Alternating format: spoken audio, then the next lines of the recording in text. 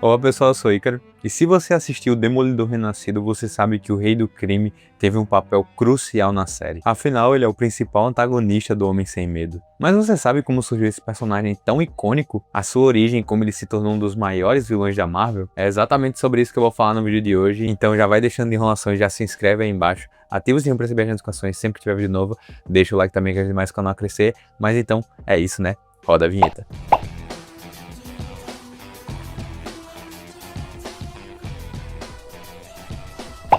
Bom, Wilson Fisk ele foi criado em 1967 pela lendária dupla Stan Lee e John Romita Sr., ou Romitão, na primeira e uma das mais icônicas fases do Cabeça de Teia, aparecendo pela primeira vez na The Amazing Spider-Man número 50, sim, aquela mesma onde o Homem-Aranha desiste de seu manto, jogando até no lixo, gerando uma das capas mais icônicas dos quadrinhos, porém foi somente na edição seguinte, a edição de número 51, onde houve de fato o confronto dele com um amigão da vizinhança. Uma curiosidade interessante é que todo esse visual do Rei do Crime concebido pelo Romitão foi inspirado em um ator real, o ator Sidney Greenstreet, muito conhecido por seu papel em Casablanca. E esse personagem surge como um gangster, sendo um chefão do submundo do crime de Nova York, desafiando várias vezes o Homem-Aranha ao longo de sua carreira. Porém, só foi nos anos 80 onde esse personagem caiu nas mãos de Frank Miller, que revitalizou completamente o Rei do Crime na icônica fase do Demolidor, onde ele assumiu o papel principal de antagonista do Homem Sem Medo, ficando cada vez mais recorrente nas suas histórias. Mas bom, indo de fato para a história de origem desse personagem, Wilson Fisk foi um garoto pobre que cresceu nas ruas de Nova York, vindo de uma família muito problemática, e durante essa sua infância conturbada ele sofria muito bullying por conta de seu peso, e não tinha uma boa relação com seu pai. E ao longo do tempo ele se dedicou tanto a fortalecer ao máximo seu corpo quanto a sua mente. Então, além de ser extremamente inteligente, o cara é uma máquina de força bruta. Todo esse tamanho que ele tem não é gordura, isso tudo é pura massa muscular. E por conta desses fatores e principalmente de sua frieza, ele foi ascendendo cada vez mais rápido no mundo do crime, até se tornar de fato o chefão conhecido como Rei do Crime. E embora ele seja um símbolo de crueldade, do mal encarnado, do diabo na Terra, o Wilson Fisk também é capaz de amar, já que ele é perdidamente apaixonado pela sua esposa Vanessa, que também é perdidamente apaixonada por ele. Tanto é que quando o filho dos dois descobre sobre as ações do pai, descobre sobre esse envolvimento dele no mundo do crime e ameaça denunciá-lo, para proteger o seu marido, a Vanessa acaba matando seu próprio filho. Então não dá, eles são perfeitos um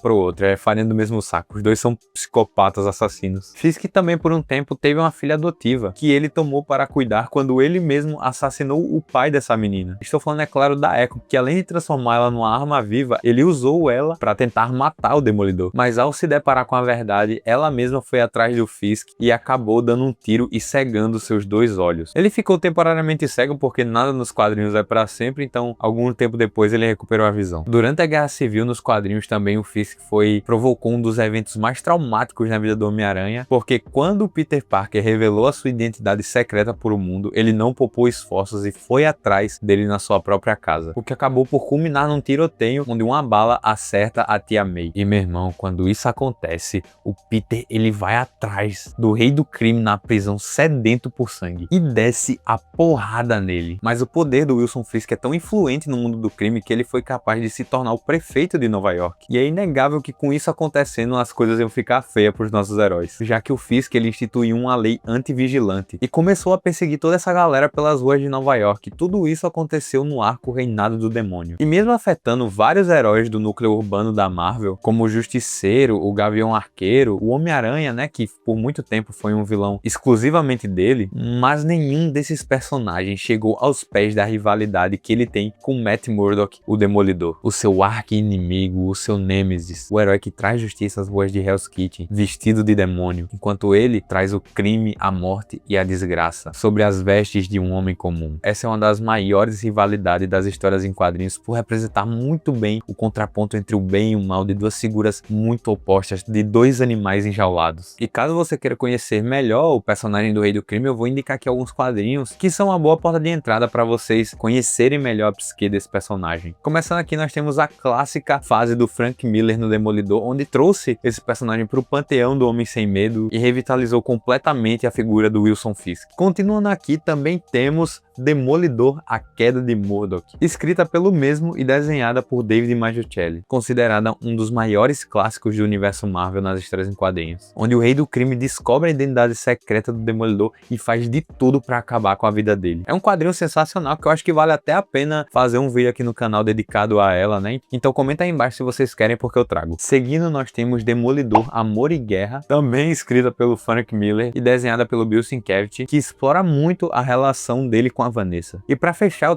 eu trago aqui uma sugestão muito recente, que eu até comentei agora há pouco, que é o Reinado do Demônio, que é esse arco que ele se torna prefeito e faz esse caos por Nova York com a lei antivigilante. Então vale muito a pena você correr atrás dessa história para ler. E é claro que por conta de toda a sua popularidade, ele não ia ficar preso apenas nas páginas dos quadrinhos. Ele é um personagem que ele apareceu em várias mídias e eu vou falar aqui de exemplo algumas. Começando pelos jogos, ele já apareceu nos games Spider-Man The Arcade de 1991, The Amazing Spider-Man vs Kingpin, também de 1991, o Justiceiro de 1993, também de arcade, o jogo do Justiceiro de 2005, Homem-Aranha 3, nos dois Lego Marvel Super Heroes, no The Amazing Spider-Man 2, que é um jogo horrível, foi o primeiro vilão do jogo do Homem-Aranha de PS4 e também apareceu em Marvel Ultimate Alliance 3. Já nos desenhos ele apareceu no clássico Homem-Aranha dos anos 60, na série do Homem-Aranha dos anos 90, onde ele chega até a fazer um crossover com o Demolidor, ambos para bater no Rei do Crime, no desenho 3D do Homem-Aranha lá de 2003 e também teve uma adaptação diferente no desenho Espetacular Homem-Aranha, onde meio que juntaram o Rei do Crime com outro vilão do Homem-Aranha, que é o Lápide. Já nos filmes ele apareceu primeiramente em Julgamento do Incrível Hulk, foi o principal vilão do filme do Demolidor de 2003, interpretado pelo Michael Clarke Duncan. Foi um casting acertado, esse cara exala a energia do Rei do Crime, e também foi o principal vilão da animação Homem-Aranha no Aranhaverso. Mas nenhuma dessas obras adaptou tão bem esse personagem quanto na série do Demolidor, onde ele foi interpretado pelo Vincent D'Onofrio, de uma forma magistral. Nessa série ele tá muito bem caracterizado e ele se tornou tão icônico que trouxeram ele de volta para reprisar o seu papel no MCU. Ele voltou lá na série do Gavião Arqueiro, que é até melhor a gente esquecer essa participação dele. Também estava na série da Echo, que é bem ruinzinha, que maltratam demais